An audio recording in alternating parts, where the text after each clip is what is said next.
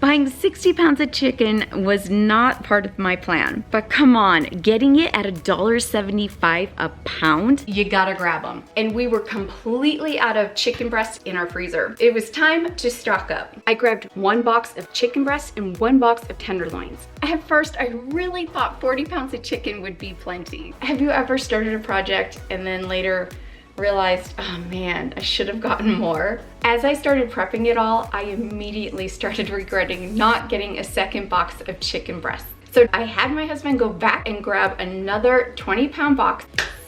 Last box. So now for just $105 total, I've got 8 freezer meals ready to go and 22 more meals portioned out and stored for the next 3.5 months. Now that's if we have 2 pounds twice a week. Today I'm gonna walk you through the whole process, from how I portioned and prepped everything to how I organize it all in the freezer and how I'm gonna keep track of every meal using my planner system. Aprons on, let's go. I'm gonna start with the breasts first. So it had 4 bags in it, each are 5 pounds. I have my scale. We're gonna weigh this out. It'll cancel out the weight of this plate.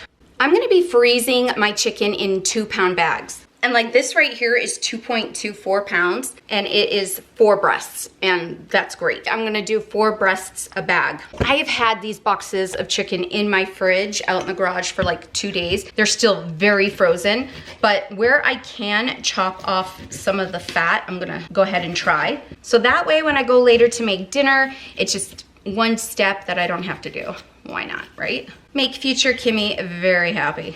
I found this deal at Macy's. They usually run some sort of chicken deal during their case lot sales. With the average cost of chicken right now, by buying these 40 pounds, I have saved $50. I asked a lot of you what you're seeing right now for prices on chicken breasts. The average was $2.99 a pound. Others were saying $3.99 to $4.99. But Angela did say she scored this deal, so way to go, Angela. If you could pick one kitchen tool that can help you not waste food, what would that be? One of the best tools that I use for my freezer prep is my food saver. So when it's sealed up right, it helps prevent freezer burn. You can buy their food saver bags, but Costco has their version and they work just as great. Do you use a food saver vacuum machine or do you just use Ziploc bags? For me, I do both. I am gonna label what's going in here. I'm gonna seal this bag.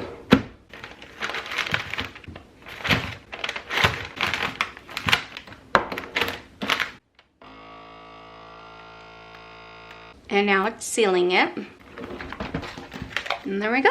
That is ready for the freezer. Now I'm just gonna keep doing this with those chicken breasts. So it does squeeze it good where you can start getting some juices coming out, and you could pick moist or dry, but for the chicken, pick moist. It's sealed and then you just clean it off. Perfect. Now this is also a great time to marinate any of your chicken. So while it's thawing, it's marinating. So I have a couple of marinades I'm gonna work with. There is this Asian sesame with ginger, and then I'm gonna do a couple of bags of the Italian. That way it's already marinated. So if we wanna grill up chicken for salad recipes, whatever, it's ready to go.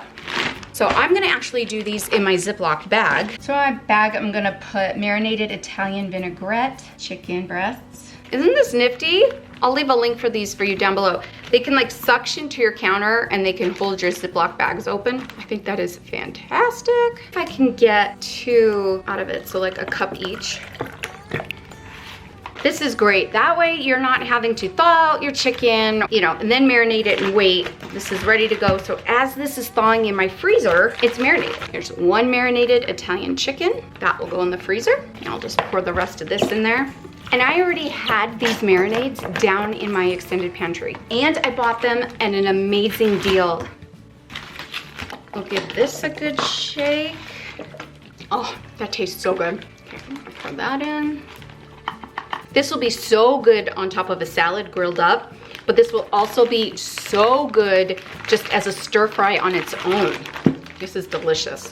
1 Asian one done.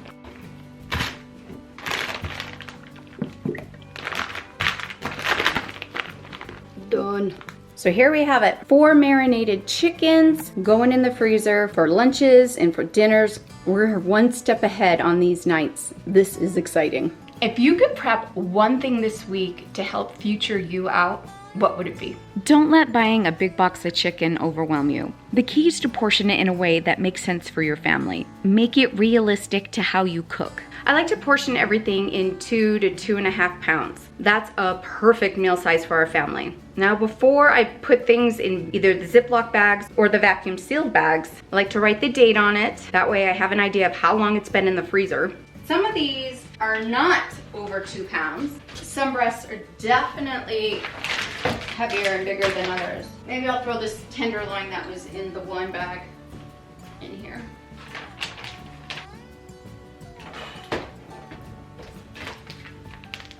Yes, and everything will get disinfectant after I are done, like the pen, the scissors, like everything.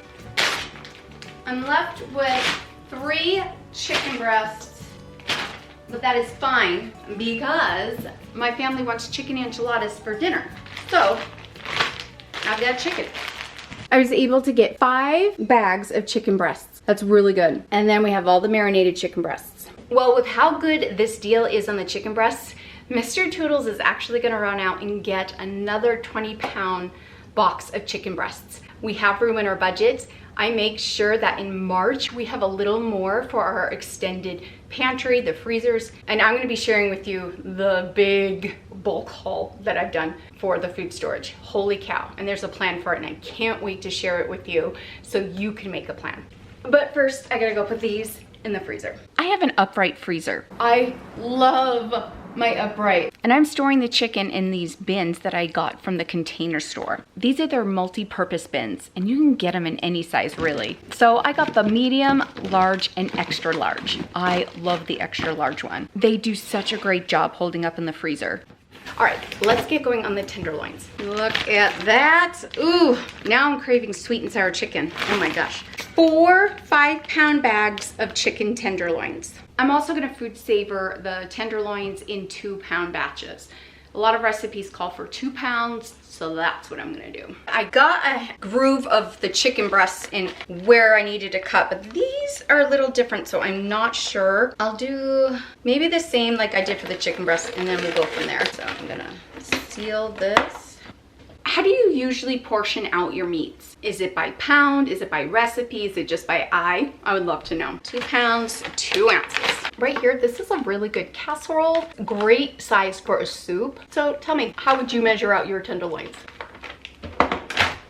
It's like the moment of silence. Is it gonna seal? There's been times where my machines over the years go on the fritz and they won't suck up all the way or they won't seal. This model has done very well. I'll leave it down below if I can find it. But there we go, 2 pounds of chicken tenders. Well, it seems like where I cut it for the breast seemed to work for the tenderloin, so I'll just keep doing that. I ran into my friend Laura at Macy's when I was picking up the chicken, and she prefers the chicken tenders over the chicken breasts. What would you rather cook and work with? That one took longer to do its thing. Maybe I spoke too soon. Now I do have, though, some smaller bags. I'm gonna try this size bag with these and see how they do.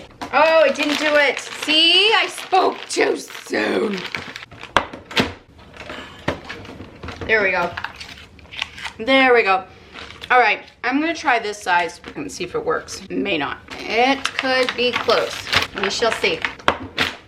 In that Costco box, they have some of the bags, the quart bags as well. So I only found one more from the Food Saver. It's a little wider, but much shorter. Dang, dang, dang. I don't know. I don't think it will. I doubt it. Because that worked good. And it gives space for the machine to go down and take the air out. So I don't know. That's 2 pounds. I can't do it. See how there's not enough room to shut that bag? That stinks. All right, well, darn it, darn it. Sometimes I'll stop the machine because I could see that it's not really like squishing that air out because there's an issue usually up in here.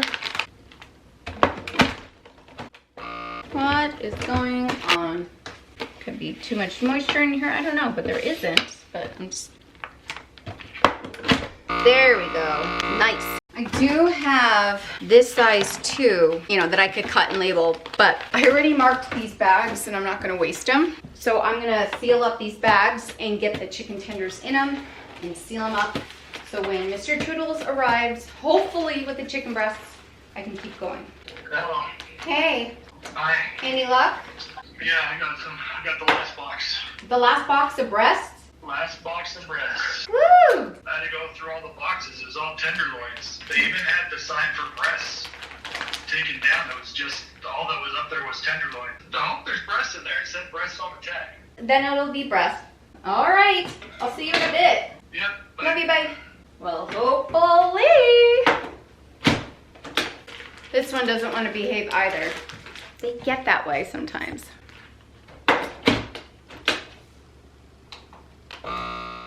Look who saved the day.